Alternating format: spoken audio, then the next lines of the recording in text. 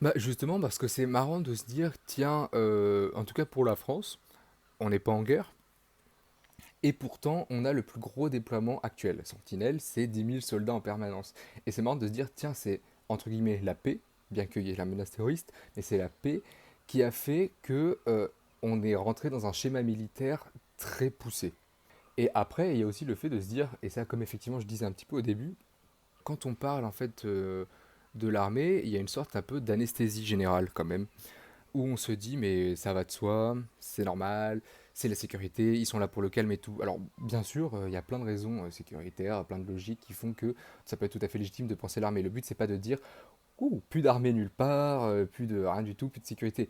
Mais c'est de se dire c'est pas pour autant qu'il ne faut pas en faire un examen critique. Et comme je dis, il y a une sorte d'anesthésie où, parce que c'est l'armée, on ne pose pas des questions plus profondes, à la fois sur l'armée, sur son fonctionnement. Après tout, pourquoi pas que on sécurise les gares, les aéroports, ça rassure plein de gens. Mais pourquoi en fait c'est à 90% des hommes, tiens. Pourquoi est-ce qu'on le fait avec tel type d'armes?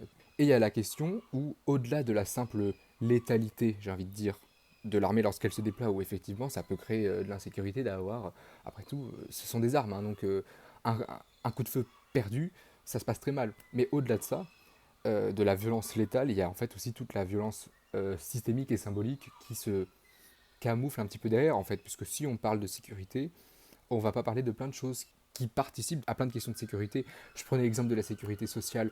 C'est marrant parce que là, par exemple, tu vois actuellement, réarmement européen et tout, on parle beaucoup des budgets de l'Europe, on se dit, oh ben, où est-ce qu'on va trouver cet argent pour financer le budget de l'Europe? Je dis pas qu'il ne faut pas avoir un financement de l'armée plus conséquent, mais je mets le doigt sur le fait que quand on se dit, tiens, par contre, la sécurité sociale est en dette, il faut qu'on fasse des coupes.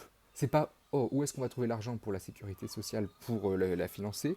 Non, c'est là, on va faire des coupes. Par contre, sur l'armée, c'est en mode, oh là là, par contre, si, là, il faut qu'on trouve l'argent pour augmenter de ce budget. Donc c'est, voilà, je trouve ça marrant de voir comment le fait militaire peut même un petit peu assommer des questions plus profondes. Il y a une banalité, comme tu disais, il y a une sorte aussi voilà, de banalisation du fait militaire et il y a plein de questions qu'on ne se pose pas.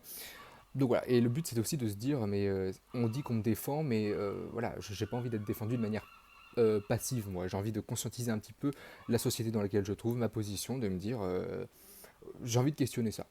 C'est voilà pourquoi je pense que c'est intéressant de l'étudier comme ça.